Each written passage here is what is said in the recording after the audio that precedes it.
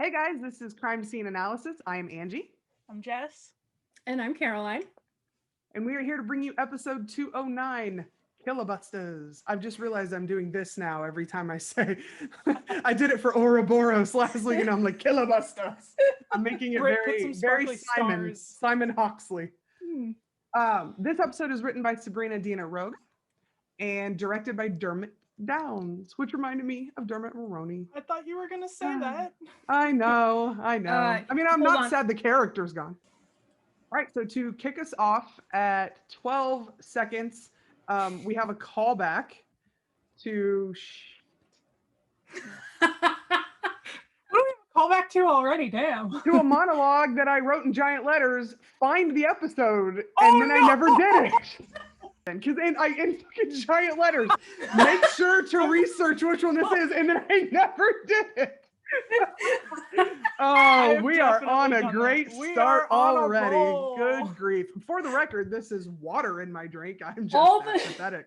Mine too. No cider tonight. The feedback from last week, guys, you're on top of it. It's all right now. Yeah, I know. Let's This gonna is have like fun the with complete. This is a dumpster fire. Why did you do this to me? Like, We're giving her plenty of blooper. okay, let me content. try that again. Sorry, y'all. I'll get it right this time.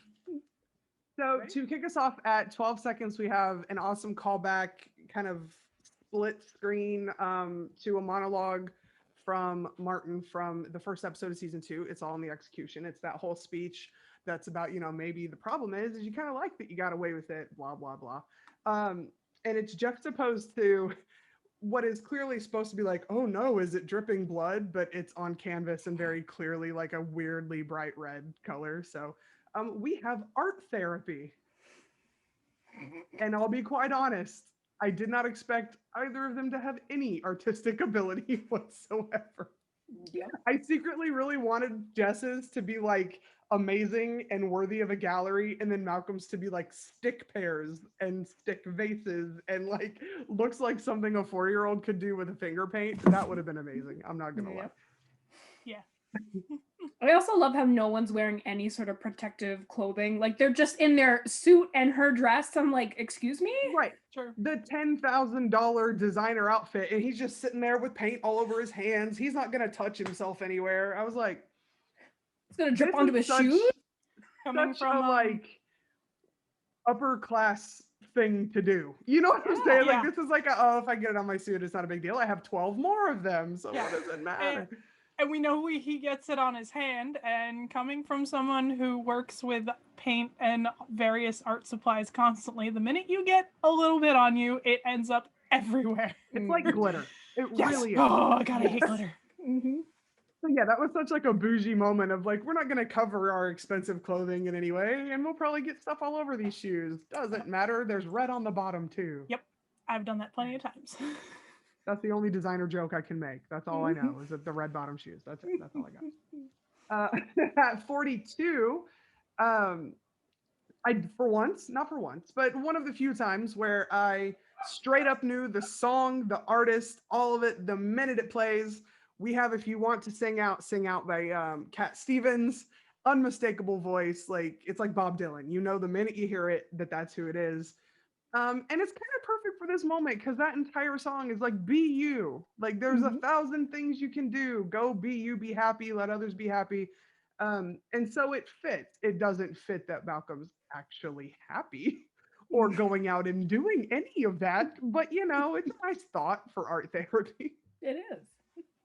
At 207, I called it some manipulative Malcolm here with him and Gill. He definitely pulls the like, the little emoji where the eyes are all like, and he's straight up, but Dad, you love me, right? Like, played that card hard to manipulate his way into a case. And Gil, of course, being the marshmallow he is, just melts like butter anytime Bright asks him to do something. And then he plays the Jessica emoji card as well, like the please, like a second time in a row immediately. It's a little manipulative, I'm not gonna lie. Very manipulative. I also secretly really want, well, not so secretly, I want to know his middle name. And anytime they make those jokes about like trauma is my middle name and injury is my middle name and falling out of a car and never going to the hospital is my middle name, Oh, I really God. want to know what his middle name is. I would absolutely adore if his middle name was Martin. I would adore it. It would be so No. horrible and fantastic. Because, I mean, Malcolm Martin Whitley, it kind of goes a little bit. I know, that's the thing. It brings the bile in the back of your throat, but it would make sense. And I would love that, like, we find out later that Martin kind of dad yells at him with the middle name, and it turns out that it's him, and it would be amazing. I mean, The entire fandom would explode and be super pissed, but Yeah. I would enjoy it. that is accurate for Trauma's my middle name. Oh, yeah. Well played, miss. Yeah. So at the 3:19-ish mark, we are inside this meatpacking plant. And one of the things that Tom live tweeted at the time was the fact that they were actually in the meatpacking district of New York City, like inside like these giant refrigerated chambers. And you can tell by looking at them and the breath leaving when they speak. But he's like, oh yeah, by the way, it was frigid in there. I'm like, yeah, I imagine it probably was. Mm. At the 3:45 mark, we actually have our first example of a couple times in the episode where we are backlighting characters again. And in season 1, when we backlit characters, it usually indicated that they were in peril or danger. So for example, when Malcolm in Q&A, when Malcolm is trying to chase down, the convict that's out or whatever, he's always backlit, like the red light flashes behind him. He's in shadow. When Jess is speaking to the reporters in Silent Night, we see her backlit when she's like exposing herself and really out there trying to get some help to find the girl in the boxes. And in this season, I feel like we're backlighting for different reasons. Like, I feel like we're backlighting to show that characters are hiding something, that they're in shadow. That tends to be a theme that's happening a lot in this season. And so Malcolm is backlit when he's like down at the end of this meat thing and he's getting ready to talk about like, who are you talking about? And then Gil just straight up said, you. That's a thing like that. It starts to backlight. They do him a couple times and we hit a couple other characters as it happens, but much like how our delightful Caro looks right now, yeah, with the backlight, although you have the front light at least, so we still see the face. Yes, which is you know who I am. I'm not hiding anything. I thought if you had no front light, it would very much be like one of those witness protection interviews, and we should make your voice be like, I have no idea what he did. Like, that would be amazing. But yeah, so backlighting has kind of shifted. It was something I repeatedly talked about in write-ups for season 1. And I kind of like it because there's just so much more deception in this season. Oh yeah. It was really exploration and learning in season 1, and now it's just hide from everyone. And so we're cloaking all of our characters in darkness. Yes. And it's not just because we have really dark lighting, it's deliberate. At 4:39, we have the first of many bile-inducing moments for me for this episode. I'm gonna take a deep breath and swallow the nausea. This is gonna be a great episode. Seriously, and at least what's so funny is we know in advance that we all have some differing opinions on things, but this is the one thing that we will all consistently agree on. Ew. First of all, Martin like checking his hair when Capshaw comes in, like, Mr. Whitley, it's a rat nest of hilarious curls. Like that, it's always gonna be that way. It ain't changing. When he says the phrase, the things I could do to your dignity, a little part of me died. Like, it's a good line. But in that whole context, no, we were all like, nope, no thank you. I said that Caroline at some point in this scene, or I think I told everybody, but I'm pretty sure I tagged Caroline in Discord, and I was just like, he is Ted Bundy levels of uncomfortable. Yeah. He's not taking no for an answer. Yes. He thinks he's I wasn't cool with that. Beautiful and wonderful and yes. I am a pretty man. It's perfectly on par for him. but we've got more of that this episode than I think we ever have, and it was just like we got way more of Martin this episode than I ever wanted. Wanted. Yeah. So it's definitely on par. It wasn't out of left field. It wasn't out of character. It was just interesting and. I had a pretty consistent case of like the heebie-jeebies for the entire episode.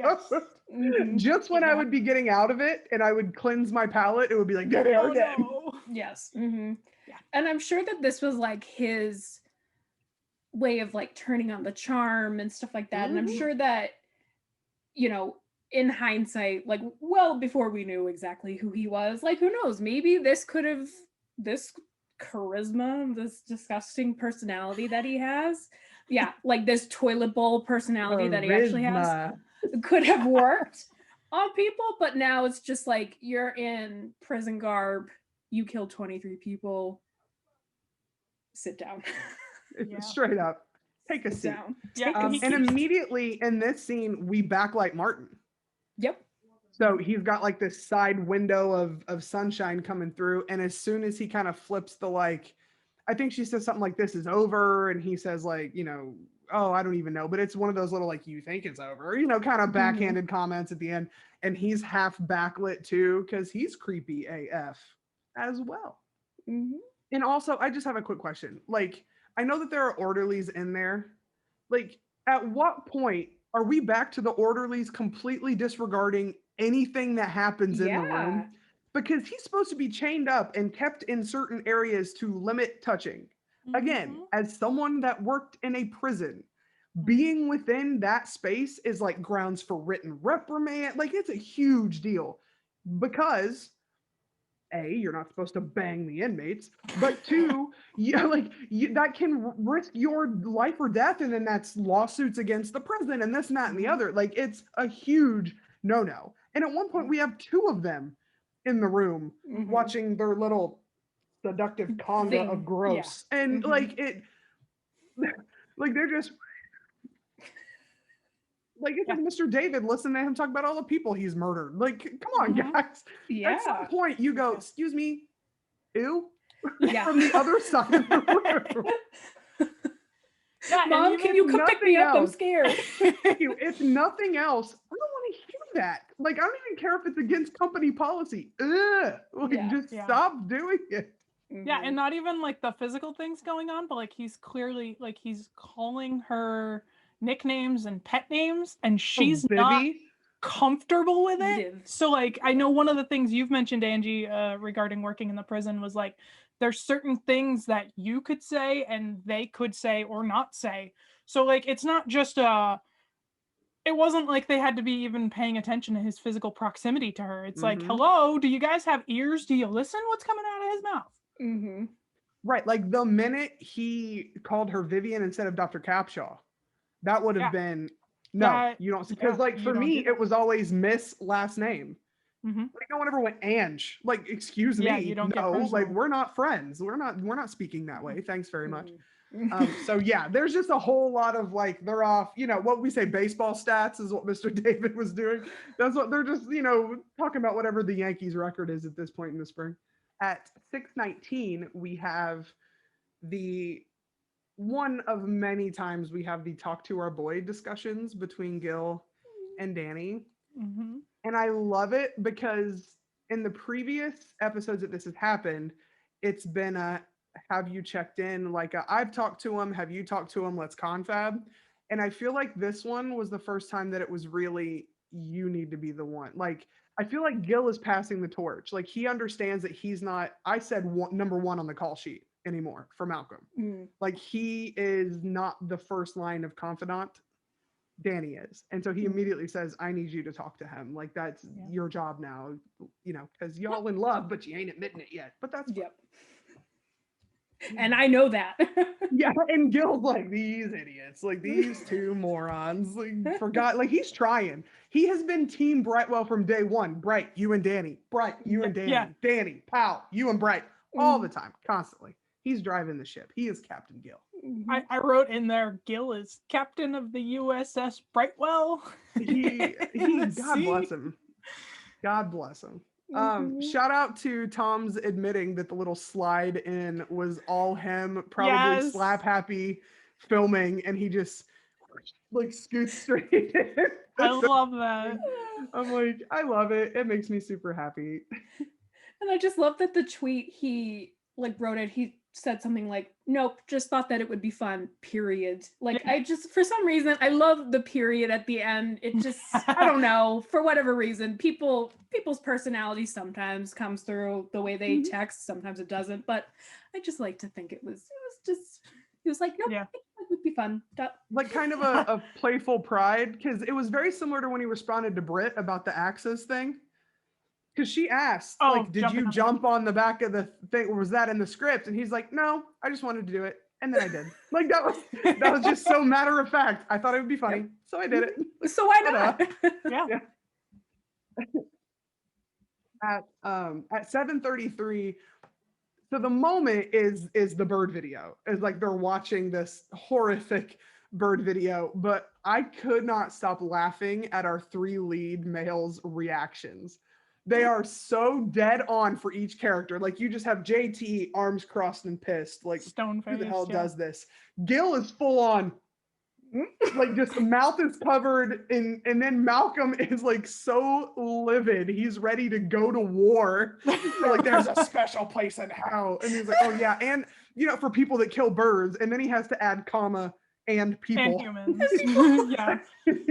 Like, they're so perfectly on point for each character. Like, Gill is like about to vomit. It is the funniest thing.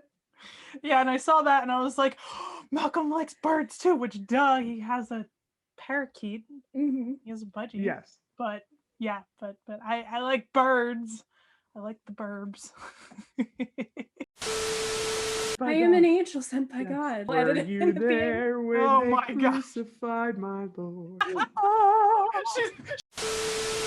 So at the 7:33 mark, we turn from, bird disgust to see Adriana in front of this murder board that, I'm not kidding you, all I could think of was my freshman students giving a presentation. First of all, she looks like she could be one. Like, she could be a freshman in high school. It's believable. But all I can see is like one of my students being like, how-to presentation, and then like discussing on the board. I just want to pinch her. However, we learn a great deal of intel in this scene based on some things that people might not know. And I am not an expert in that, so I'm going to throw that over to Caroline. To you, my lady. I actually want to just jump back a second to the whole bird video, because it was at this point that I said in the Discord, I was like adding Jess and being like, did you ever watch we can't swear. Oh, well, they say don't F.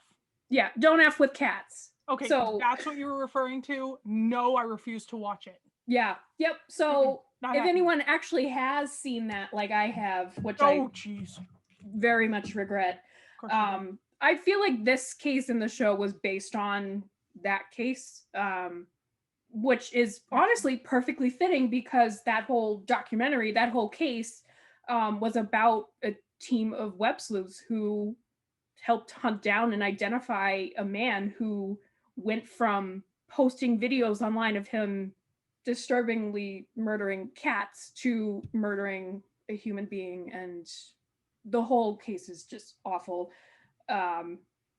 So I highly recommend, if you actually want to, you don't see the cats being killed. I must make that very clear. I would not have watched that ever.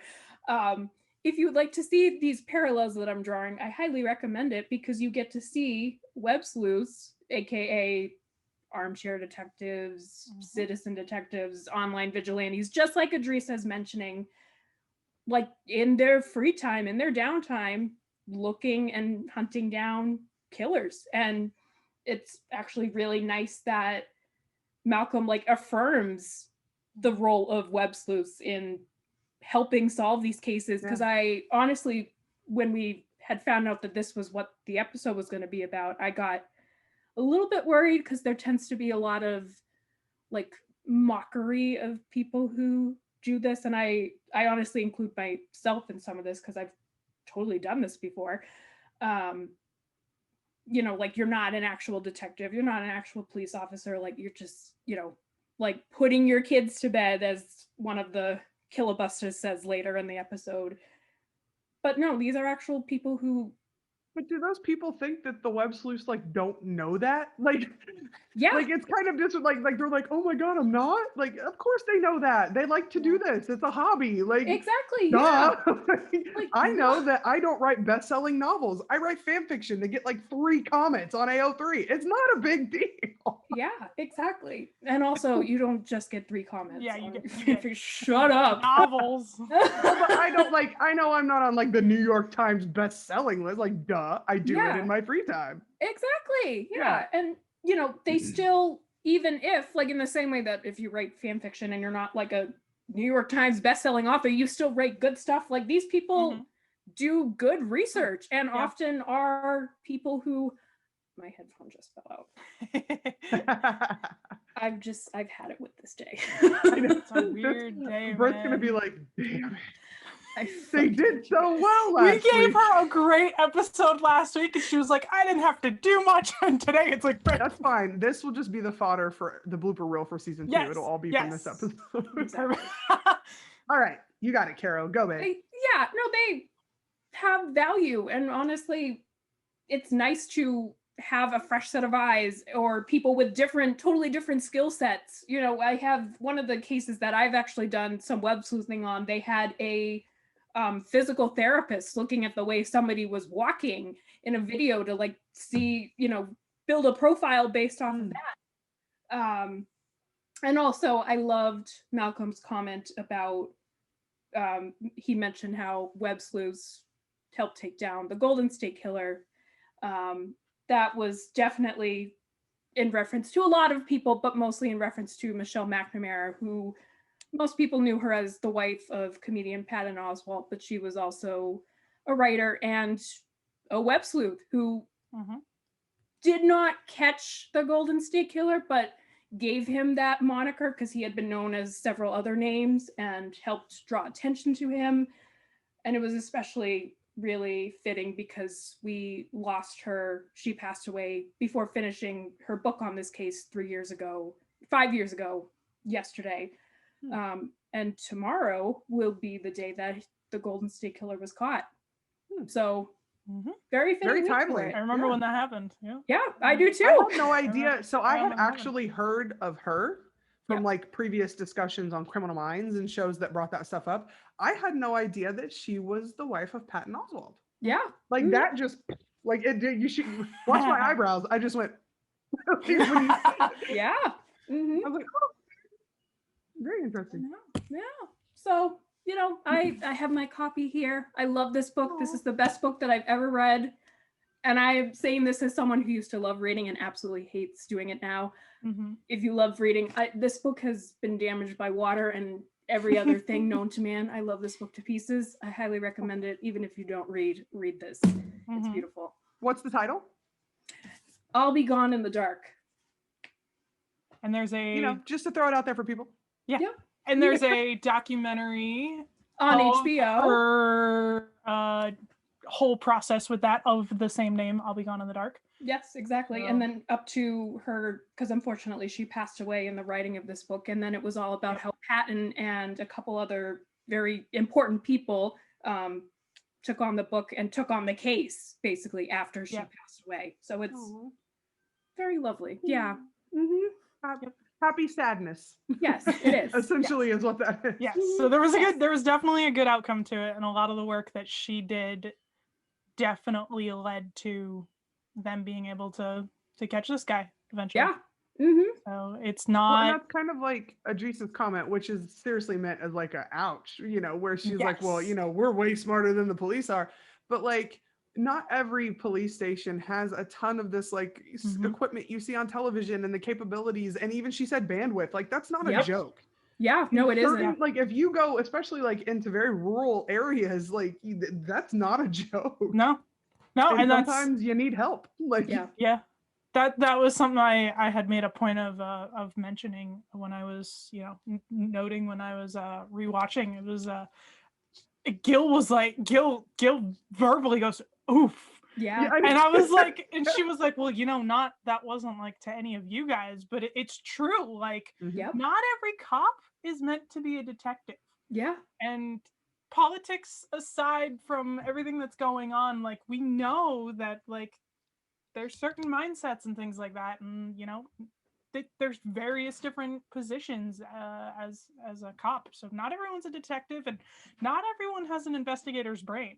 Yeah. But aside from that, yes, the bandwidth, like outside of cities and stuff, no, we don't have that. I mean, my state has one crime lab for the entire state. Hello, I'm in Rhode Island. Like, we don't so like if we have one crime lab for everything coming in all like 52 or whatever towns that we have here, like some of our towns have next to nothing bandwidth wise.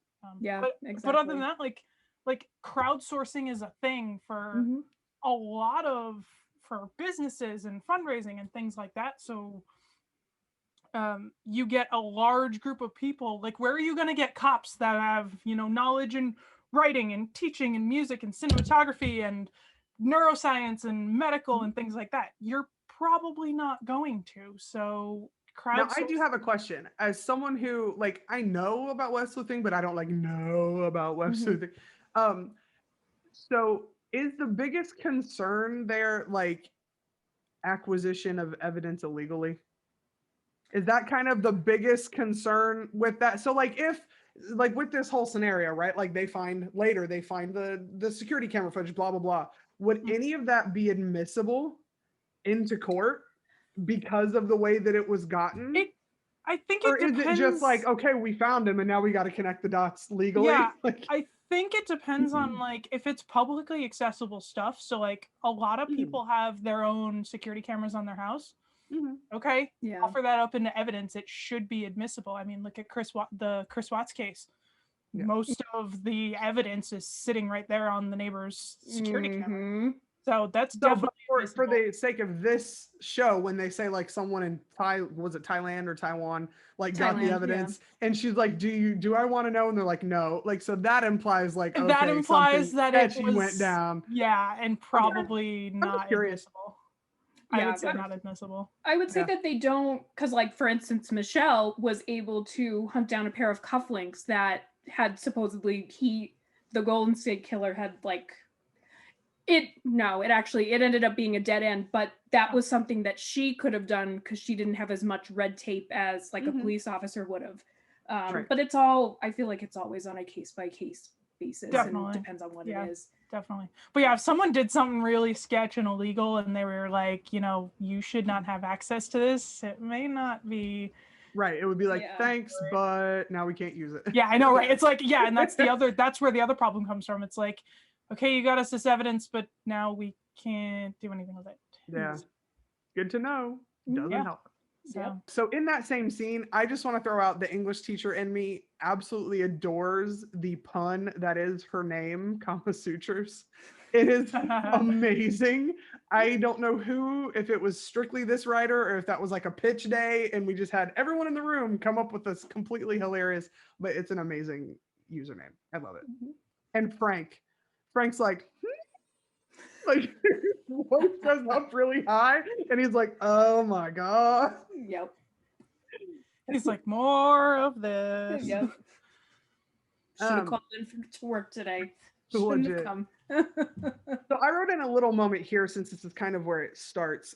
We mentioned a minute ago that we are all kind of differing opinions on this episode. It's kind of the first time that that's really occurred for us to have pretty diametrically opposed opinions. Yes. I can't say it without finishing the line of the song. Sorry. Gotta do it. For me, and this is strictly my opinion based, I was a little frustrated with this episode, less so the second time around. The first time I watched it, this particular fact I'm about to talk about kind of tainted a lot of the other parts for me because I kept mulling it over. Second time around, it was definitely a little bit more forgiving, but I'm still kind of frustrated with the fact that this episode was very heavily marketed as like, it's Adrisa centric. And like, okay, Adrisa centric, cool. She's going to be at the front. That's awesome. We haven't seen her a lot. Perfect. And maybe it was me putting expectations on it, but with things that were posted on Twitter from the actors and producers and the Fox, it was like, we're going to get character development and deep dive into backstory and blah, blah, blah. No, not so much. So don't get me wrong, she's adorable. And I love that we got way more of her in this episode, but I'm still a little frustrated that she didn't get to be a badass Emmy. She didn't solve the case. Bright's still the one that solved the case. In a minute, there was a really great scene with the two of them in the conference room that I adored. That was my favorite part of definitely. Her in this episode. But the majority of it was, again, her running around being a little sex joke machine. And I was a little bit like, we had an opportunity for her to like take the lead and figure some stuff out and be like, no, look, my group does good work. Look, we know this. I'm going to put it together. And it's still Malcom that puts everything together. And I was a little frustrated with that. Like, I thought if we were going to get Adrisa some realistic and badass time, I wanted her to show up the team for once. I wanted the team to be lost. And I wanted Adrisa to figure it out and be like, see, effers, like, I'm a valuable member of this team. Yeah. And I felt like we maybe missed a little bit of opportunity there in the name of some bondage jokes and some things like that. That, like, yeah, it's funny. And Keiko's comedic timing is hilarious. I love her. Comedy is clearly her niche for sure. But I just, it bothered me a lot. I've moved a little bit past it, like I said, having watched it again. But I felt like it was a really... Keiko had an opportunity, and maybe she doesn't care. Maybe she's full on like, I love comedy, let's go. It's not a big deal. And if so, cool. Then Keiko's happy, so I'll be happy. That's fine. Yeah, there were some. Go ahead. There were some scenes that I was like kind of like happy for her to get, like these scenes, and those happened much later. But other than the conference room stuff, I was kind of just like, okay, we're kind of beating this dead horse here. Like, yeah. Right. And here's the thing, I want to say right now, like, this has nothing to do with her being like sexually autonomous. Like, you go, girl. No. You tell people I'm into bondage, and you give the guy your phone number and say, call me. I'd like to bang you on a first date because that's what I want to do. And that's no judgment. I love like, this energy. You do you. Thank you. Yes. Like, I love that. And I did like them being together. It felt a little disjointed and quick and whatever, but let's get our love interest. He's hot. Let's go. Yeah. Big fan. He's a fucking gentleman. Like, we'll get to that in a minute. But like, I don't mind that. I just don't want her to be consistently reduced to either sexually pining over Malcom or sexually pining over another guy. Like, she is a multi-dimensional, dynamic, not static character. And I just don't want it to constantly be like sex jokes. Because I was saying in our Discord, I feel like some of the quote humor that comes from the sex joke is that she's not supposed to be taken as a sexy woman. So when she says these things, it's like, ooh, she likes bondage. Like, no, she's a sexy woman. Like, she's adorable human. Like, if I was a guy, I'd be attracted to her. Cool. Like, and I don't like that sometimes we're getting that like sidekick all in the name of the deprecating joke. Yeah. I feel like she could get better than that. But I'll get off my soapbox and I will move along. Although maybe I'll get back on my soapbox because the next thing I have to talk about is Martin's fantasy. Yeah, we have many soapboxes available for tonight. So. Yes, that's true. That's true. And I guess we'll split it. I'll get off my ranty soapbox and get back on my gag reflex every time. So I'll be honest, I told you guys this. I was completely hoodwinked. I thought for sure these images and clips of Catherine Zeta-Jones in this like evening gown were just like a promotional photo shoot. Yeah. Like not ripped from the actual episode. I was like, oh wow, they did right by her. Look at that dress. Yeah. Okay. And then it actually showed up. And then like the other inmates in a tux and like opens the other dude from Claremont that we see frequently. Where he like opens the door and she's all touching herself. And I just like, oh no. Like I was Malcom in this moment. I think, what does he say the phrase? That's super gross. Yes. Yeah. He was just like, that is super gross. I just wrote, yes, it is super gross. Check, please. How do I get off this ride? It's not the world I want to get off. I mean, if y'all want to talk more about it, like, here's the thing. I was a little grossed out by it in general because we are not an overtly sexual show. No. Now, like the Adrisa jokes and the stuff that happen are fine. This was like another step. Like even the moments where Malcolm has had sex, it's very like pre-kiss, cutaway, implied sex. You know, like Yes. that we are not until Brightwell happens, of course, gonna have like a full sex scene from like beginning to business. And it really creeps me out that like our first moment that any of this stuff is happening is Martin. I'm not okay, guys. I need a minute. Like, this is freaking me out.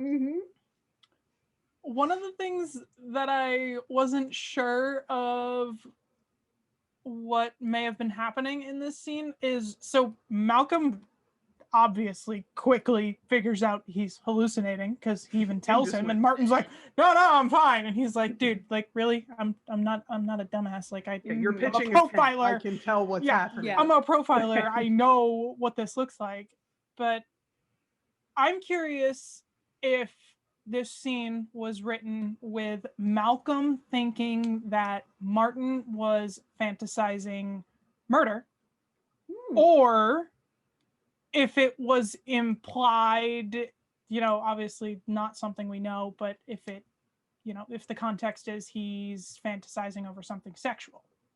So this is interesting because I wrote a bullet that I skipped because I got so focused on you gross. And you just played right into this. So my first bullet under here is, so he very weirdly describes this quiet time. Is it literally like sexual gratification time and the guards are going to leave you alone? Because here's the thing, that's a thing in prison. Like there are, I mean, thank God, as a female, I was never really subjected to these moments. But there is kind of like an unwritten rule of like time in your cell where the guards are essentially like, we're still gonna guard, but you do you for a minute. Let's all, because here's the thing, people are less agitatable, like when they have had release. Makes sense. It's a thing. And the way he describes, like, it's our alone time to contemplate, blah, blah. It sounded very much like it's masturbation time. Like, that's what it's like. You know what I mean? So then I wonder if that was like a clue. And then Malcolm is just full on like, oh my God. Because he's like, that's together. Yeah. Because it wasn't fully like said, nothing was explicitly said. Obviously, we know because we're watching his hallucination. Yay! I love being here. I love how this week is part of it. Oh boy. Yeah, so that's, but then we do see at the end of that fantasy, she has blood on her face and her hand. So it's a mix of both. So it's a mix of both. It's not full-on murder, but it's something. Oh God, it's not full-on murder, but it's a mix of two sex things and violence. He likes. Yeah, two things he likes, and it's deliberately like all over her lips. So like I would kiss you and taste it. Yeah, nasty. Yeah, gag reflex in full mode for this episode. Whoever watches the YouTube portion of our podcast is getting a whole entire hour of ridiculous faces from us. This is I'm very over dramatic with my facial expressions Me today, too. so you're in for a treat if you're watching visually. That's for sure. Oh boy. So moving on, at the 11:50 mark, this is the moment that I honestly, in terms of the Killabustas case of the week and the Adrisa stuff, was by far my favorite. It's the conversation between Malcolm and Adrisa at the conference table. The first thing I love is just absolutely how casual they're sitting there. She's sitting there like holding her cup. Malcolm is like this. He's like hand on face, with his cheeks. Like it's literally like we hang out and watch nerd movies together because we are comfortable, and I really like that. I thought that was cute. Yes. I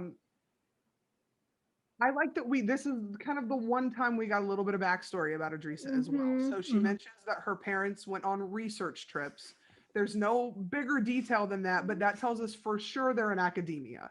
Like that was their line of work. They were academics of some kind. They were doing some research studies of some kind. So that could mean anything from MD to PhD to some type of crazy bioscience. Like there are a lot of things you could be researching on trips. I'm assuming it's something medical-ish or medical adjacent for the things that she was maybe exposed to when she said she saw her first cadaver and some other things like that. Although she was also with a voodoo doll, so right, that's maybe not one of them's exactly like an anthropologist and the other one is like something medical biology or something based. I don't care. I love it. Yeah, so it was really nice to be like, okay, well, she's a very intellectual and academic woman coming from a line of those people, clearly. So I loved that. I loved that they bond over this, like, you know, she says the phrase, when it comes to making friends, I didn't really fit in, like ding, ding, ding. Malcolm is like waving the flag. I agree, you know, I get you, girl. yeah, like you're my people. And then I just loved Idris is talking about the Killabustas, saying like, when you put all these misfits and all of us together, we're a family. And at that exact moment, JT comes in, which is literally like Malcolm's looking up at him, and that's like, this is his we're a family. Found family at the NYPD is his group of misfits that he fits into, and I'll get into that later with some things that happen in the climactic moment of the episode. So it was just so genuine, and both the actors did a great job, and they were so cute and adorable. And we got a little bit of Idrissa backstory, not enough for me, but I will accept, and hopefully we can get some more. I may have been reading too much into this, but when Idrissa said the word family and then it panned back to Malcolm, I thought that he had kind of a weird facial expression, like, as we will find out later in that climactic scene, like, this whole found family thing is really starting to eat away at him because of everything that's going on. So that's kind of what I saw, but I don't know if I was reading too much into that. I didn't even think of that. Yeah, that was just something, I could be totally wrong, but it was one of those things that it was like he had a reaction to it, but not a full visceral reaction. But like I saw his eyes change a little bit and I was like, oh, he knows. Yeah. Found family is like a trope that I'm a sucker for. I love it so much. So agreed. So I am always everyone, like, that's your group of friends. Like that's us. That's that's us. You know, our C.S.A. group, like our whole everybody behind the scenes, all that, like that's our found family. Like we tell each other things that are incredibly way too much detail. Like, hey guys, you're about to get the whole down low on my day, like, you know, all that kind of stuff. But that's what you're my found family. Yeah. Group hug. Yeah. So moving on at 13:45, and I know we all gonna have something to say. I knew this was coming. We have the kind of the heart to heart in the car between Danny and Malcolm, and I only have like a couple bullet points, so I'll say my stuff and then y'all can join in.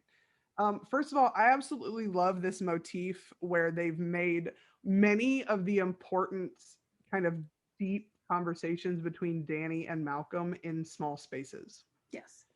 In cars and elevators, in situations where they are very kind of enclosed. I like that because it's like it's just them. It's their like little trust cocoon where they can excuse me, be there and be present and be able to discuss.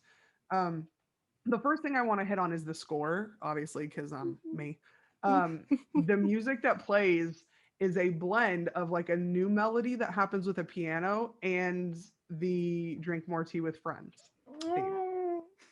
So it opens with a couple of those notes and I was like, ooh, we're reusing it again, let's go. But then it changes. So the same kind of sound, it's an electric synthesized sound, so I can't really describe it as an actual instrument. But if you listen to that Drink More Tea with Friends, what's the word I'm looking for?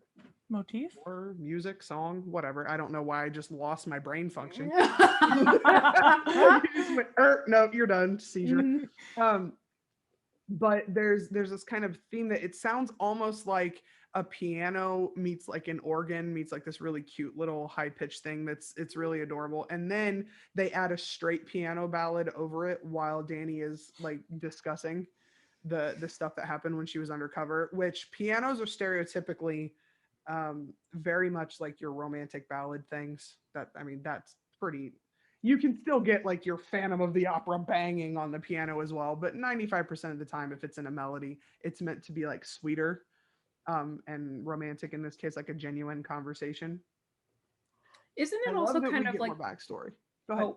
Isn't it also for kind of like sad stuff too? Like I can think of Oh, so many absolutely, sad piano Yes. songs. Oh, yeah. So ballads by definition are either going to be love songs or tragic songs. Like that's what they are. Yeah. So yes, you're either going to have this like I love you declaration or like he's gone, you know, like some horrible depressing moment. Absolutely. So I love that we get a little bit more detail about her time undercover. I have like an entire headcanon about how all that went down. So it's nice to hear like what my thoughts are versus, you know, the actual canonized stuff. I don't want to say the word enjoyed because that sounds weird, but I really liked the discussion she had where she said she felt like she deserved it. When I mean, it's heartbreaking and beautiful writing, very well performed. It was a really well written moment. Yeah. And it was really her, like that's really a vulnerable thing for her to say to Malcolm. Yeah. Danny and I feel are a little similar in the like, we're kind of tough exterior, it's hard to crack. And we don't show a lot of vulnerability to people unless we truly, truly trust them to handle that. So it was nice because she opened up and basically she's talking about ODing again. She's talking about cocaine use. She's talking about the fact that she lost someone and felt guilty. Like it was all a very open moment there. Yeah, and that I deserve this that she said. Like, first of all, Aurora was just fantastic in that scene, just the emotion in her voice and whatnot. But the I deserve this, that's another line that echoes stuff on Malcolm's side, things that are going on in Malcolm's head. Like he pretty much, I mean, I feel like he says things later on in the episode that shows that he thinks he deserves everything wrong that's going on and anything wrong that happens to him. Yep. So dead on. What do you got, Kara? Add to the flame. Oh no! We're all practically crying as it is. Let's go. Yeah, no, there's like flames. Talk about a monsoon going on behind my eyeballs. I think that like this whole scene was upsetting from beginning to end. I just want to go back to like the very beginning when Malcolm unbuckles the seatbelt. And I just, even if from a plot perspective, we knew that they were going to have a heart-to-heart, my like personal experience, because I've had these conversations with friends before in a car where my friend has been driving and I was like, let's get out. And I'm like, you're not getting out. What's going on? No, like here it comes. Not today. I have been both people on both sides of the situation in this episode, is why I have different opinions about it. But it's just, I don't know. It was really hard for me to hear Danny's story because it's both honest and vulnerable, which are both things that Malcolm really struggles with and that she clearly struggles with too. And you can tell that Malcolm is kind of trying to process how he's gonna like respond to her, but also not tell her what he's feeling back to her, because she was she was making a point out of this. She wasn't just telling him this for, you know, whatever reason. She was telling him this to be like, let me be very open and honest with you. Now, you know, here you go. I knocked my walls down. You knock yours down and let's have a conversation. And he is just trying to process this, like, do I say sorry? Do I say, like, you know, what do I do to express my sympathy, but not reveal my sort of thing, which is also very much something that I have had to deal with. But it's just really, it was. It hits. It hits so hard, and just the one tear that's on Danny's cheek as she's, and her voice. And yes, like, and the way that she was hear the like, I've had drainage from crying and it's affecting me. Yes. Well, no, it's not. Well, actually, no, it's not that I've had drainage from crying. It is the post-nasal drip that is building up and right, like it's yes, it is her about to cry voice, which is honestly something that I've noticed when I found out that actors like can train themselves to cry. I was like appalled by this, but because they can be like crying but their face isn't red, they aren't like like dying, but she was like actually like, I think that she worked herself up to cry with this, which like it was so much. And I just love how she talks about saying like you have to face your trauma, because he is definitely not. But she Last fought. thing he wants. Theme for the whole rest of this arc, I think, Yes. is Yep. gonna be him like just when is the bottle gonna burst? Like you shake Yeah. it enough, it's gonna explode. Yes, exactly. You cannot run away from this forever. But it's her saying you don't have to face it alone. And Mhm. I know. That's Yeah. definitely a favorite line of mine from this scene, because like that's me as a Mhm. person, like that's who I am to other people. And I it's stereotypical of someone who wants to be there for other people and give people the ability to vent and whatnot. Mhm. I don't like to open up and put that burden on other people, but Mhm. I know I need to. Yeah. So that's something that is a major characteristic of me of, you don't have to do this alone. If you Mhm. try, it's gonna get worse. Yeah. So going And it back is to for him. something that Caroline said, she said, that Bright was trying to figure out how to word his response to her and all that. I found a glitch in the episode. Well, I don't want to say glitch. There's a funky audio moment in this episode, and I thought maybe it was our copy, so I went to Hulu. Nope, it happened in Hulu as well. So the moment that Bright says, "I'm sorry," you can hear, like when they record audio live, you can hear like some background sound a little bit. As soon as he says, "I'm sorry," it cuts off very kind of weirdly. And it either, I can't tell if Danny just opens her mouth and nothing came out, or if it cuts off like a stuttered, I don't want your sympathy. But the first time she opens her mouth, there is no sound. And there's a weird, like, you know how if you're listening, Yeah, it was and an it just audio noise. disappears. It's like an Yeah. absence of sound that should be there. Yeah. Like something went on there that was a little weird. Or as one of our producers, Joy, was talking about, like maybe it was two different cuts, like two different shots, and so then the background would have sounded differently for those. In that case, that really should have been covered up in ADR because it's a noticeable thing. Like that was funky. So that was interesting. I Yeah. love the fact that we are using the phrase "pulling a Bright" as though it is a verb. I like it. It also I'm making a reminds me sticker. of The Office. If anyone watches The Office, there's an episode where Andy tries to make "shrewded it" a thing because he's angry at Dwight. He's like, "Oh, I screwed that up. I really shrewded it." And so like he's literally like, we're brighting it. Like that's what we've decided to do now. So anytime someone screws up, you just be like, "Did you bright it?" Oh yeah, I brighted it. That was horrible. That's fantastic. Which And leads Danny's us to so done with her. God bless. Danny's like, "That's great. Just don't make it a habit, please." Yeah, like we only have one person available to make Yes. these idiotic decisions. Yes. We cannot add a second. Yeah, can only take so many. But I cannot not discuss the fact that Bright stands in front of a moving vehicle like a complete dumbass. Yeah. Shout out to his shoe. That flies. Was it his shoe? I thought it was a glove. No, it was a shoe. Oh, it was a shoe. It flies. I missed it the first time. Into a trash can across the street. So stuntman, whatever, that was impressive. My second comment about this, because I'm not even going to take the time to acknowledge the absolute idiocy of the fact that once again Bright gets hurt and we ain't taking him anywhere to get handled. No way in hell did, in that space of concrete, that car go fast enough for him to roll up, over, and back. No.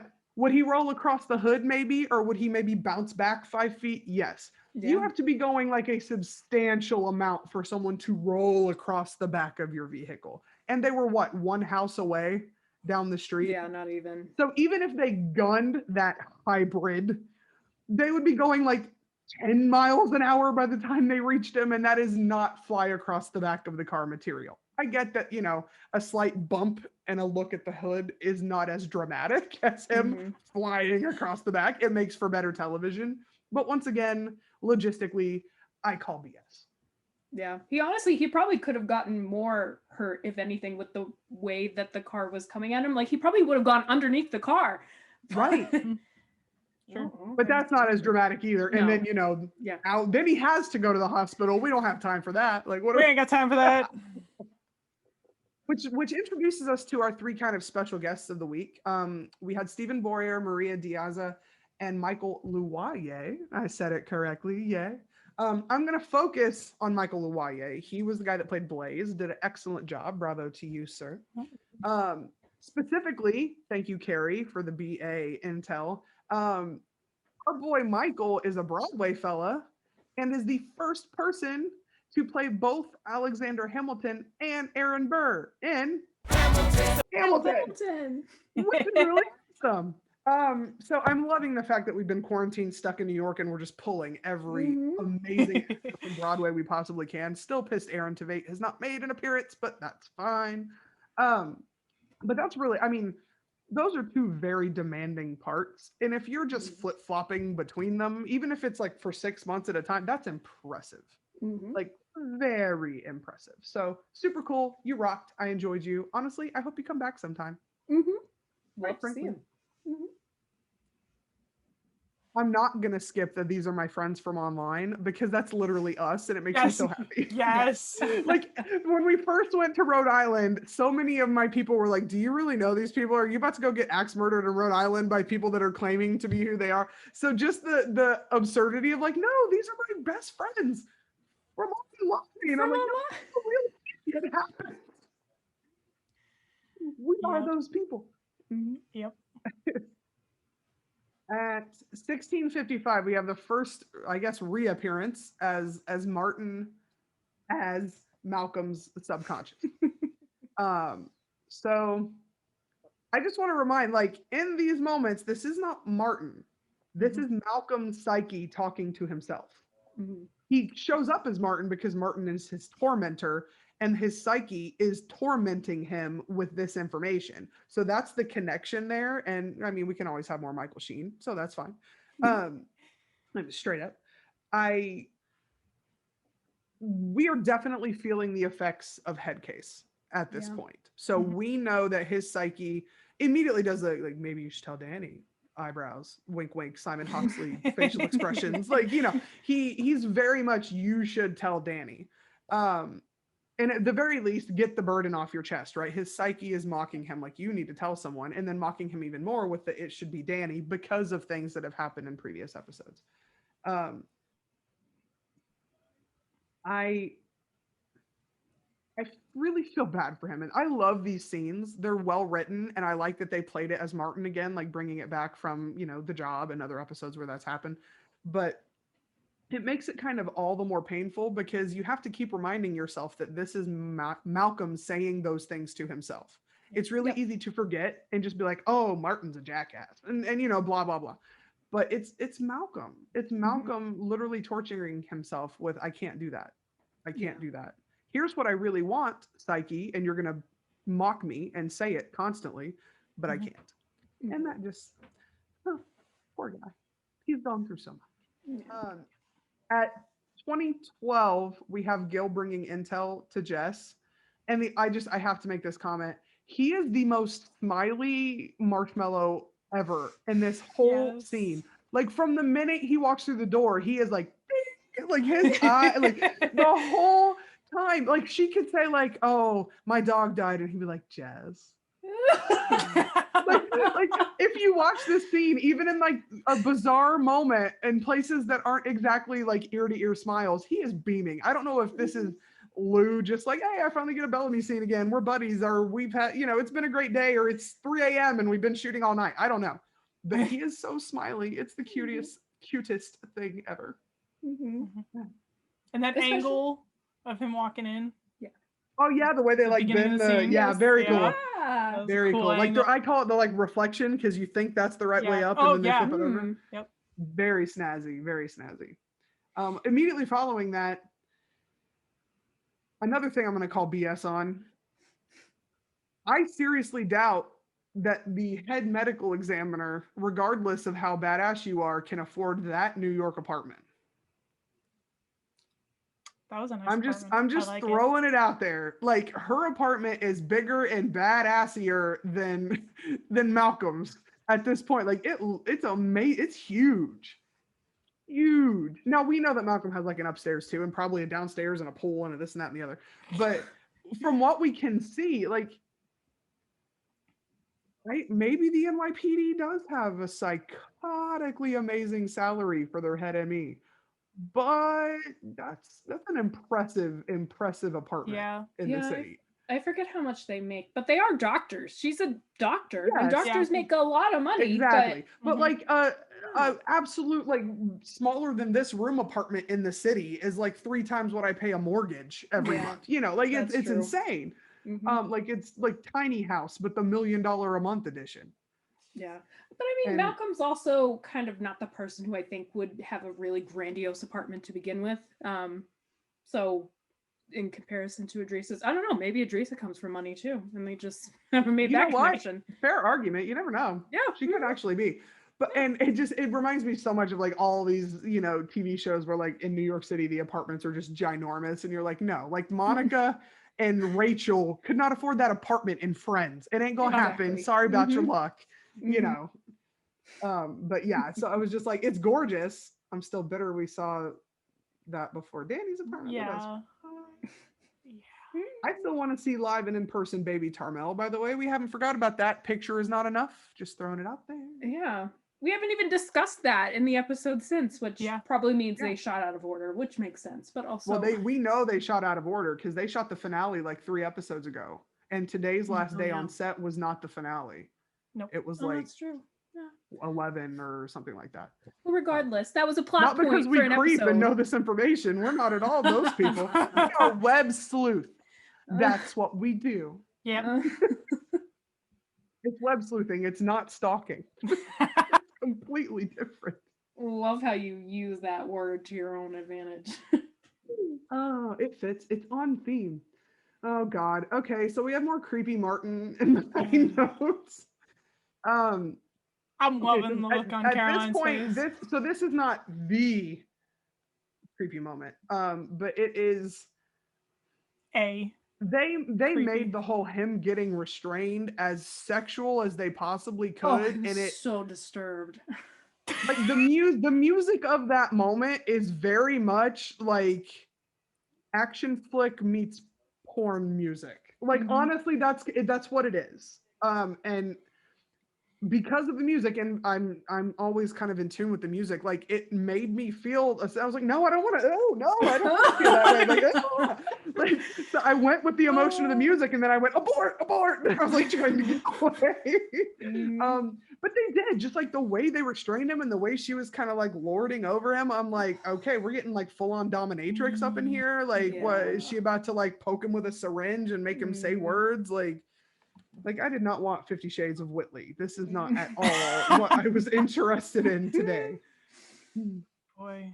And I mean, again, I just want to throw it out. Like, I'm not hating on Michael Sheen or Catherine Zeta-Jones or even the characters necessarily individually. Just this chip it can sink. I'm good. Yeah.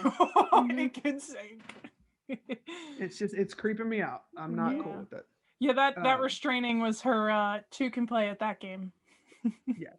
Yeah. And we will, in the interest of time, just skip on ahead to the full-on fruition of this nasty thing. Never in my life. So, like, there's kind of this trope of, like, the woman grabbing the belt and, you know, initiating things. It is so unsexy for her to grab the drawstring.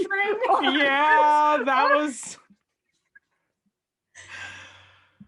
Oh, boy. And then to struggle with it. Because you can tell, like, as the actress, like, she's like, God damn, like, she's trying to get it up. Like, I was like, nothing is sexier than let me take off your prison scrubs. Like, yeah. I'm sure Grey's Anatomy does better with sex scenes than that. And that's the same thing. Those are scrubs. Yes, true. And even, like, just the line about, like, we have to make this fast. And, of course, he's like, well, no guarantees. You think I'm a 2-pump chump, sister? I was like, that's not how I roll. Yeah, like I was like, oh my God. And all I could think of the whole time was don't show it. Thank you, God. Yeah. Thank you, God. Like, I was like legitimately praising every deity known to me. You know what I had realized? Go ahead. What I had realized halfway through this episode was that this is the 9th episode, right? Yeah. and it has a lot of sex in it. And Peter Tear, the 9th episode, also had a lot of like sexual. Very true. Yeah. Very so true. I don't know. Well Very played. true. So someone's gonna get kidnapped season next 3, episode. episode 9, Brightwell will go to bed. That's how it'll work out. That's how it's guaranteed. Yeah, I'm good with that. I and said then someo's gonna get kidnapped hopefully next episode. to So. the writers Oh, for jeez. praying. So I just, and again, a little part of me is bitter that like of all the people to get a good sex scene or any type of sex scene before my Brightwell ship, it's them. Now I will absolutely accept like some cute little Gillica snogging. I'm cool with that. Let's go. Yes. Like we can have some, and again, let's do it like pied à terre. Like let's make out a little bit and have some cool music and maybe your shirt comes off and then we Keep it pan classy. tastefully Yes. away. Mhm. Now, if it's Brightwell, maybe we switch over to HBO for an episode, then we come back. I'm just saying is all. Okay, so let's get to the actual confrontation with Ashton here. So again, as we said before, we have Malcom figuring it out, despite the fact this was supposed to be Idris's episode, but it's fine. I'm moving on. So they confront, Idrissa is there at this point. Danny's off finding bleeding out people in the backs of rigs. This confrontation happens, and the first thing I said was, only in NYC can you have a full standoff with a gun blatantly pointed, and the pedestrians are just like, not my problem. Yep. And they just keep walking. Like, didn't see it, moving along, like no one cares. And honestly, that's kind of on par. Like that's not the most outrageous moment of the episode by any means whatsoever. No. It's like not my business, and we keep going, and it doesn't matter. As long as you're out of range of the bullet, you're fine, and you don't gotta worry about it. Obviously, the biggest part of this scene is Malcolm's misery spoken aloud. So he absolutely. We often have, like Jess mentioned before, those moments where he kind of projects his own situation as he's trying to talk down the case of the week, and conveniently the case of the week always works with what he's going through at the time because that's how we roll. But there's a couple quotes that really hit. I really like when he said family will only go so far.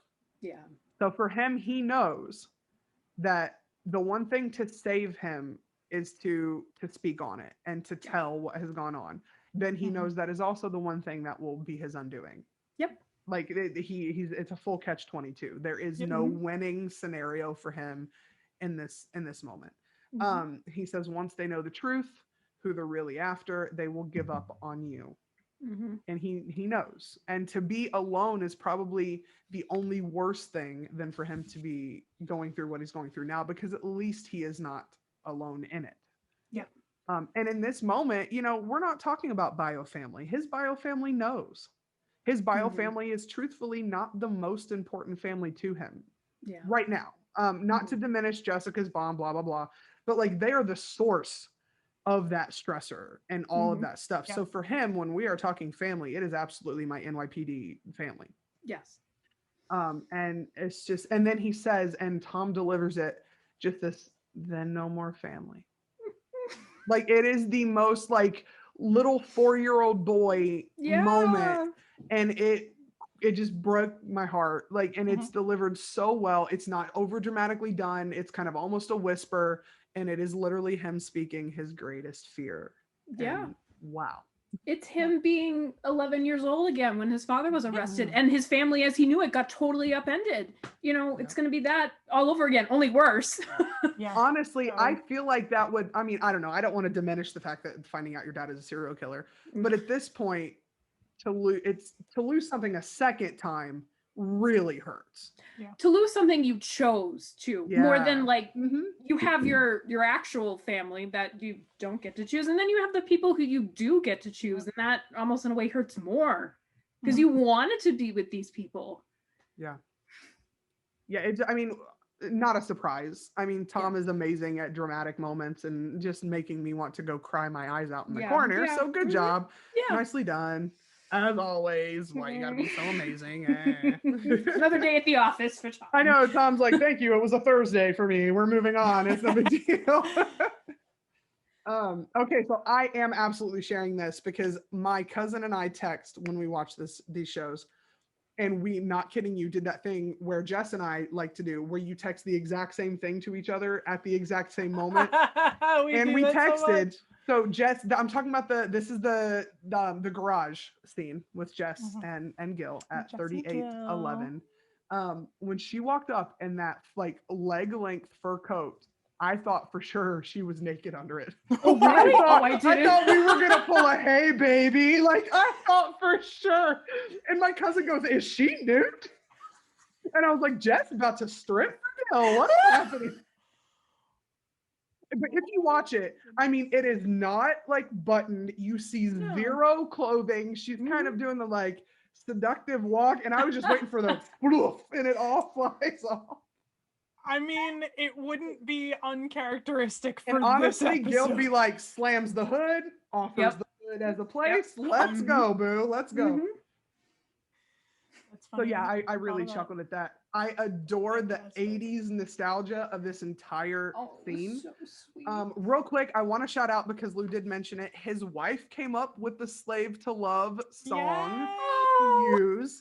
He said that they read scripts together, as you know, husband and wife often do.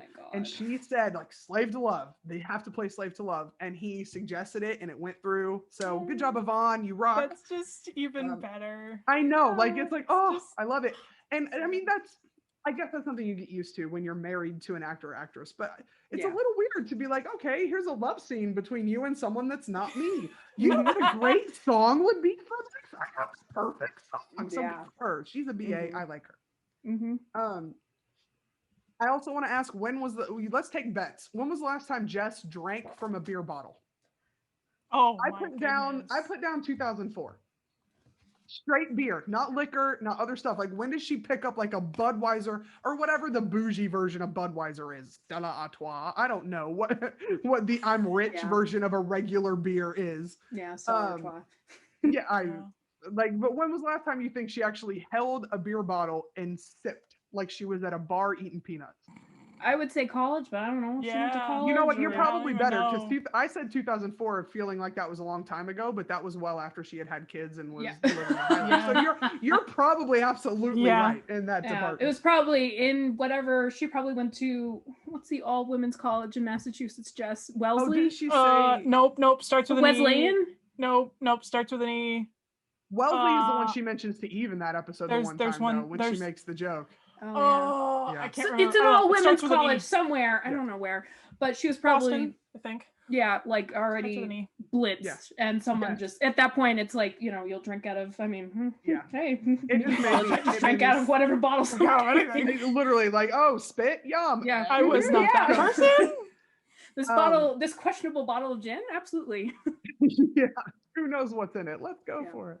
Just and the time slows down, or time slowed down. It still does, like just like an 80s movie. So everything about this screamed John Hughes. Yes, it was like Pretty in Pink, Sweet 16, maybe not The Breakfast Club so much, but he directed all those iconic 80s movies. And just the like, let me extend my hand and let's dance, and then and let me go to, like, it was. Come on, it was dead 80s, and it was perfect. No disrespect. Yeah. It was amazing. We got Gil out of a turtleneck. He's practically naked. He's in a I know. Like, my God. I mean, he might as well be in nothing but a Speedo at this point, for God's sake. And then just the song. It was very 80s. That being said, I loved the scene by itself. Felt a little out of place overall in the entire episode. It did. Yeah. But this whole episode, like we said, to me at least, felt like disjointed pieces put together a little bit. But I can rewatch that clip for 100 years. Yes. Happy and it's all good and life is great. And then at the end I put, now kiss. I want them to kiss. Oh, so cute. Which brings us to. Oh no. So right here. Yes, is what you need to remind me of. Good job. I appreciate that. Right in my notes. my timestamp is 40:03, and this is the Danny and Malcolm in the loft scene. Due to some things that we've kind of previously talked about, we might discuss. I do want to throw out like a little trigger warning right here, because we are all coming at this from different relationship experiences, and some of them quite negative and might be triggering to people. So there are some things that I'm going to say that would involve some abusive relationship stuff that would maybe be something that some people would not want to hear. So if you want to skip ahead, you may do so. We will talk about Christian Burrell singing in a minute, I promise. But Hang for in there. now, that's something we're going to discuss. So if that would trigger you, please move along and scratch till you get to the other stuff. Maybe here, I'll do this. I'll do like a little wave when we're done so you can track that. Remind me to do that, guys. But what about the audio people? Oh shit. We'll figure that out. I forgot we have audio people. Yeah, no. I mean, it's essentially when we get to. I would start at the end and Christian work back Burrell. like 2 minutes, and that's probably where it's gonna be. Yeah. Yeah, unfortunately, there's not. I don't know what we can do for audio. Maybe Britt, maybe you could put in like even Yeah, if Britt can do something. they're later. gonna have to track to find it. So Yeah. honestly, we're gonna talk about Christian Burrell singing at the end. If you don't really care that much about it, you can stop now. Yeah. mhm. Yeah. Okay. Moving along. Okay, Yeah. so I think before we hit like the relationship part, like maybe let's just go through the scene itself. Yeah. Yeah, real and quick. then Yeah. we can go through that Do, stuff. do, do. So I want to say, while I had some issues about like the case of the week and other stuff, I really thought this scene was incredibly well written and obviously well performed. Duh, at this Yeah. point, I feel like that's just implied. I loved that so much of this conversation mirrors the head case conversation with them. That you have the "you're a good person, you're the best person I know" comparison there. "I'm here for you, talk to me." Like all those kinds of phrases are very similar to the phrases that Malcolm hears in his hallucination where they are together.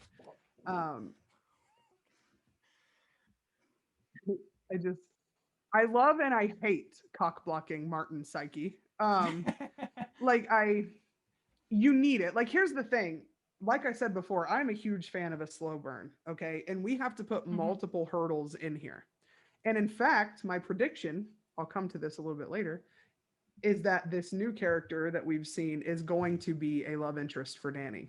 Even if it's off screen, like I'm going on dates and she's going to mention it. I think eventually after this episode, she's going to get a little annoyed at the events, maybe go on a date and mention it, and then that's going to bother Bright. Like we're going to throw some hurdles until they can get back together. That's my prediction, but we'll come Wait, back. fireman guy?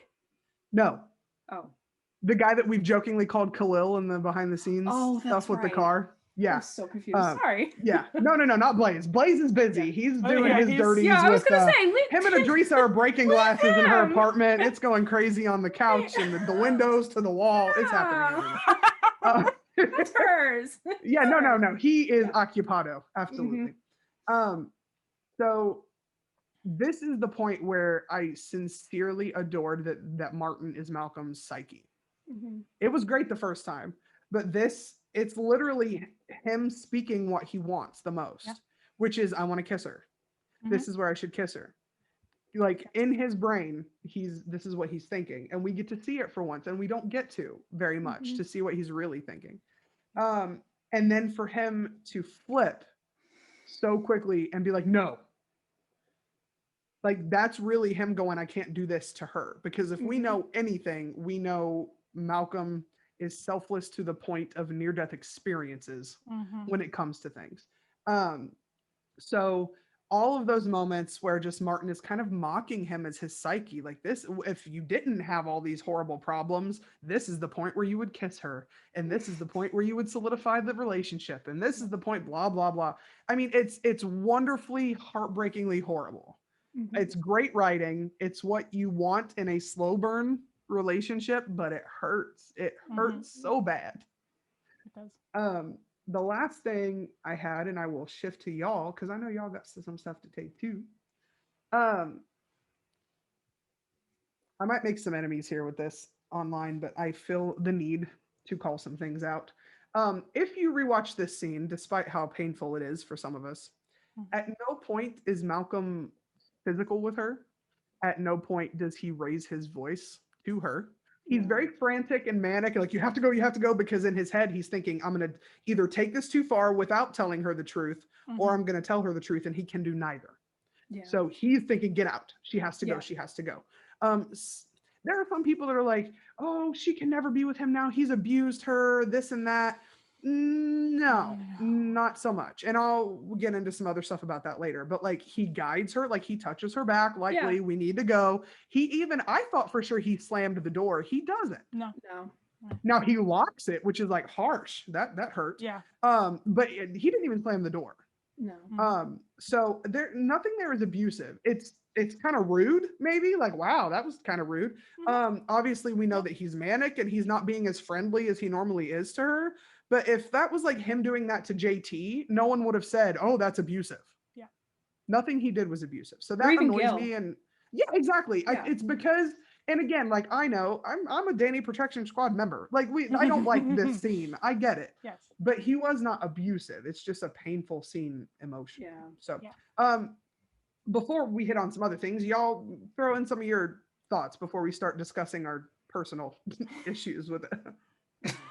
Yeah, I mean, like I said this morning, I mean, I rewatched this scene and then popped into the Discord and was like, unpopular opinion, which like didn't, set off this huge, discussion that's leading to, what we're going to talk about. But I was just like, this doesn't seem as hectic or like, what was the other word I used? Forceful. Frantic. It doesn't, frantic or forceful or hectic as it felt like when we were watching live. And I don't know if that's because I was watching what you guys were saying in Discord at the same time, or it's which just is why I the can't first do that time. until the commercials. Yeah, I have or to if put it the was- phone down. Like, I'll be there in a commercial, y'all. I Yeah, that's can't. fine. It ain't gonna happen. Or if it was just because it was the first time I was like taking in all like what he was saying and what he was doing, and like the fact that all of our brains were like going one way and the storyline went nope. So I don't know. So when I rewatched, so true. So I hadn't finished rewatching yesterday from beginning to end, so I had this scene and then the last scene to rewatch today, and I hit pause and I went into Discord and I was like, this doesn't seem as bad as it felt when we watched it live.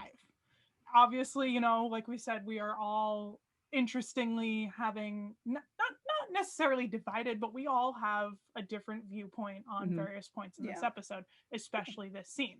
So I was a little afraid of saying that because I know, it was definitely hurtful, especially for those of us that really love Danny. But, and I think you're right though. Like, I really felt like it was me learning the info the first time, where I was like, oh my God, what's he doing? Why would he do that? And then, like, once I know it's coming, I can be a little bit more objective in the watch. And just like you in the watch, I was like, okay, that was not as bad as my brain. It's like when people, remember a crime and they swear up and down, this happened and that happened. And then you watch the footage and it was nothing like what the person described. Eyewitness kind of testimony. Like that. Yes, it's kind of like that. Yeah, no, I honestly, when you guys started talking about that this morning, and of course I was at work sitting on the toilet in the bathroom, so I was like, wait, what's going on? Unintentional discussion I apparently started. Yeah, no, exactly. Another thing that I missed out on, I didn't realize that people were thinking of this as abusive. I didn't. Even the first time it blew up Twitter and Tumblr in certain circles. Not like everyone thought that. But like when I was scrolling through Tumblr, it was all like, no way can Danny be with him anymore now that he's been abusive. And I was just like, hold on. Like, wait a minute. Yeah, I'm glad that I put my phone down and go to bed after the episode's end and then don't touch it the next morning. Seriously. But I didn't see it as that. He does put his hand on her and stuff. But again, it's guiding. It's not like pushing.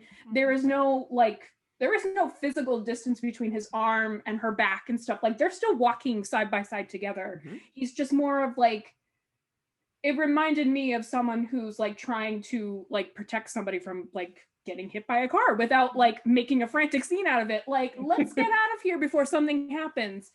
Not like, get out of here, like, I hate you. Like, you can see his face as he's shutting the door too. Like, he's not slamming it, and she's not like, we've seen him be physical with the evidence board in season 1, and she jumped and flinched at it. She did not have any physical reaction like that here. So as much as like I don't really know what people were saying, and as much as I don't want to minimize how people felt about that, because I'm sure that's very valid. I objectively didn't see that, but I don't know, to each their own. So there's two more things like scene based I want to do before we kind of dive into personal perspective here. I don't know if many people caught it, but I did. When Malcolm has her like midway to the door, kind of right by the stairway, and he's like, sorry, I just, and he's kind of flustered. You can see like this much of Martin's head. The camera is behind him. The camera's behind him. He's present and he's doing this. Oh yeah. Like he's like this motherfucker. Like you had the opportunity. He's like, you're not my son. I'm so embarrassed for you right now. I got laid today. What are you doing? Like, like full on, that. And then I also, again, logistically want to call bullshit that I don't care how fast Danny went down those stairs. She would have heard him yell, why are you ruining everything? Or whatever his phrase was. Why are you ruining this? Why are we pretending like this door is a steel vault that has no windows and is completely soundproof between the last couple episodes? Yeah. I digress. So the one thing I did want to mention on, and again, this might be the part that would be a little triggering for people. So if you ventured this far, it may bother you. I don't know. We talked about as a group that we all kind of come at this scene from different perspectives. And Britt and I even talked a little bit about, sometimes I look at scenes and based on my life experiences, I compare them to things that I experience and then go, well, it's not as bad as that. So why is that a big deal? And I completely understand that that's not like necessarily the right way to think of it, but coming from I'm not going to go into incredible detail. I don't want to like throw people by any means, but I came from a relationship that was physically abusive that ended in a threat on my life and me calling the police from a bathroom, and then continued to have multiple restraining orders during the divorce, threats, things like that. So for me, I think that's why I got a little triggered at the word abusive and the things that people were like, oh, and I'm like, no, like that is not I went through something abusive. That was him guiding her politely to the, and then I realized like, okay, that's coming from my perspective. That's coming from the things I've experienced. Whereas people that have not experienced that and have had healthy, normal relationships would probably be like, oh my God, that's not cool. Why would he do that to her? So when we talked about that today and I kind of had that revelation, I'm kind of noticing a lot of my reflections on the whole series are coming from that perspective, from that I feel like a headcanon is like that Danny has gone through something like that before, based on, like you said, the way she reacts to Malcolm's outburst and the kind of like he almost physically threatened her, even though he did not. That would seem to me like she's experienced something like that. And I do kind of connect with that character that way in terms of putting up the walls and not wanting to talk about it and trying to be tough, but having a moment kind of get you and trigger you in that way. So I kind of had like an existential moment where I was like, I really need to consider how my experiences are skewing it. And it's kind of opposite, because most of the time people will say, well, I've never experienced that, so I should be more thoughtful. But honestly, I think I'm being a little bit more closed-minded based on the fact that I have experienced those things. And that's just something I need to work on personally. So. Yeah. And I think that's something that like everybody needs to work on. We don't live in a vacuum. We don't experience things in a vacuum. We cannot experience anything. Everything we look at is through the lens of our experiences. Yeah. And you were the one that mentioned that to me this morning, Angie, in our discussion that we, our impromptu discussion that we had, because some of us look at things emotionally, and sometimes I do that. But I was looking at this scene from a psychological perspective, but also emotionally from the viewpoint of my own experience. And you pointed that out to me. You were like, I think we're all differing in views because we've all experienced rough things, but all different things. Yeah, very different. Yeah. So this was nowhere near, for those of you that saw or listened to our episode after episode 7, the whole end scene with Ainsley and gaslighting and Malcolm. Caroline and I had differing, viewpoints on that. And I talked about my experience of having been Malcolm in that situation. Well, once again, I looked at this scene as having been Malcolm standing in that situation, not, with a murder on my conscience or anything, but the mental door slam, as we like to call it, not the physical door slam, but it's just a mental door slam of manic, of I've got so many things going through my head and I'm going to say something wrong. I came from an abusive marriage, so I've been in that situation where if I said the wrong thing, and I let my emotions into things, that was it. It's done. It created this big bomb that went off, and it screwed things up. And so his Martin, his psyche saying, "Ooh, here comes the kiss," and then him physically stopping and saying, "No, I'm sorry," and then like gets her to leave. That's his door slam. That was his stop button. I'm going to say the wrong thing and I'm going to mess it up and it's going to fall apart. And so, and I wish I had that ability to stop myself, but I never did. And the few times I did try, it wasn't allowed. It was, no, we need to fix this. But it was something that like, you know, my ex would do for himself was, okay, I can't deal with this. We need to stop and I need to leave. So that's how I viewed this scene. And I talked about that in a lot of more, you know, detail to you guys this morning of, yeah, that definitely, once again, I found myself understanding Malcom from the psychological perspective, as much as it hurt to watch all of this happen and to watch things kind of crumble, because it was self-sabotage, and I do it a lot. I had kind of a different perspective, sort of like a blend between the two of you. How I, like Jess, I saw myself as Malcom in this situation, but from my I have never been married, but from my abusive relationship that ruined everything since then, I have been in relationships where the other person decided to be open and vulnerable with me, like in the same way that Danny turns on the puppy dog eyes and says, "I'm here." And that gets triggering for me, because that's when, you know, like someone says something very open and honest and vulnerable with me, and they're like waiting for my reaction. I'm like, oh no, what do I do? In my experience, like it wasn't my being emotional that caused other things to happen. It was the other person being emotional that caused things to happen. So other people being emotional to me sets me off sometimes.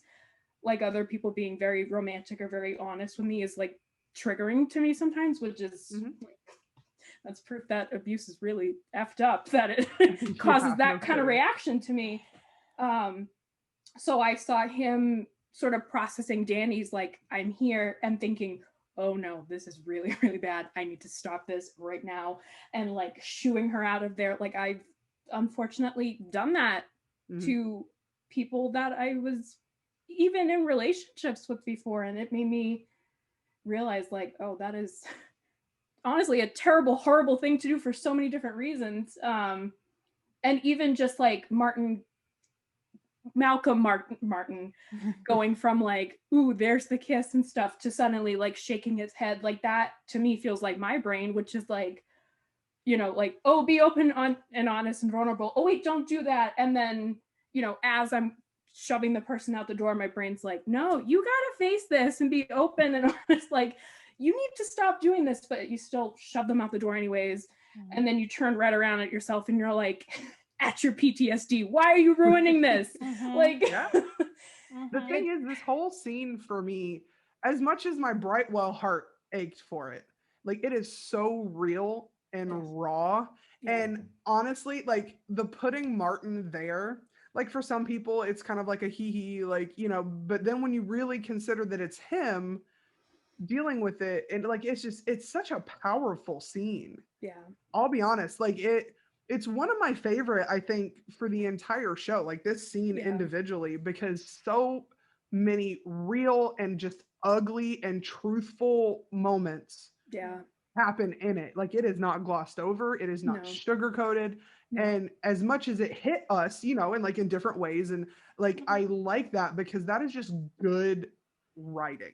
That is good writing. You can write something that affects people and hits people with their personal experiences that way and be so true is really cool. Like it's just very well done. That's one of the things I had said to Britt this morning. She was the first one in the chat that started this whole discussion off with me. And because, you know, she was affected by it too. We all were. And I was like, I said, then clearly these writers are doing their job. Right. You don't always want a bad emotional reaction, but an emotional reaction is better than no reaction. Yes. Oh yeah. It's the emotional reaction, whether it's negative or positive, that like grabs onto people and attaches those real life experiences to the storyline. So that's what Absolutely. one of the things I realized like today in talking to you guys about that is another piece that I love about this show is it's giving us the ability to look at our own personal experiences through what's being written. So yeah, I guess if you're watching, yeah, that was triggering stuff is over. There's about 35 seconds left in the show. Yeah. So moving on. Okay, we have our kind of final scene of the actual episode at 41:55. My personal Broadway self, literally sitting by myself watching it with Christian. Like I was so excited that he was back. I happy squeed, and I jokingly said in his first episode on our show, the man has to sing. Make him sing a hymn. Make him sing. I literally said the phrase because I watched it. Make him sing a hymn, anything. And damned if they didn't give me what I asked for. Thank you very much. Angie should get some credits. Man, I mean, I don't even care. Just listen and do. I'm happy with it. So first of all, I love that he straight calls her out and essentially says it stinks like sex in here. Like that's literally what he says, but far more eloquently. The lust of sin, I think he said. Yeah, essentially he did the priest version of, you got laid. Like, so much Catholic guilt going on. I just wanted to note that Christian Borle is one of the people that can sing both tenor and bass. You can hear him sing like the higher notes at the beginning, and then you hear him drop it as she's running out the elevator, and they all sound amazing, and he's awesome, and I love him. That's pretty much it. His voice is awesome. I absolutely loved the Twitter tweet, and Britt, you're gonna have to find it because I know I'm always the worst about writing stuff down. Where someone said, "Oh, look, the 2-time Tony winner singing to the 1-time Tony winner in the elevator." Yes, I saw that. Like, it's just like Tony's for everyone. Everyone gets a Tony. I mean, that I'm intrigued. I'm really excited that we at least got to hear him sing. It was very much worth it for the Crete factor. And that, my friends, wraps us up. Yeah, we did it. We have someone else getting hit in the next preview by a car, and if it's Malcolm, I will riot. I swear to God. Jess and I have talked about this. It can't be. Like, I'm just assuming there's no way, because in no way would they allow 2 scripts to go through that have Malcolm getting hit by a car consecutively. Like, at some point, there's a big board in the writer's room, like, stupid shit we've done to Malcolm. And if there's a card up there, you can't do it. Like, those kinds of things really exist in writer's rooms. I've done research. Like, there are writer's rooms for, like, The Simpsons where they just have a picture of everyone they've killed off, so you don't accidentally write someone in from 700 episodes. And not kidding, it's really been 700. But like, you forget that someone's dead. So there has to be some kind of like idiot stuff he didn't go to the hospital for. And then we just have a list of things and you check the list, right? Like, that has to be something that would occur. I mean, Malcolm has fallen onto cars. He has been hit by cars. He's gone over the car. Is he going to go under the car? It's like prepositions. Like, what's next? Yay. On, about, around, beneath, behind, under, below. Oh, yeah. Oh, yeah. I used to teach this stuff to kids. I get you, Angie. English nerd, happy vibes right now. Nicely done. Yep. Oh, goodness. All right. Well, folks, that wraps it up. Hopefully it wasn't too creep-tastic for you, and hopefully the gag reflex comments did not cause you too much harm. Maybe we should put a trigger warning: do not eat while watching. Yes. Oh, we'll have to tell Libby, no noodles. No noodles. All right, guys, we're gonna roll out of here. We will see you next week for 210. Farewell. All right. Bye.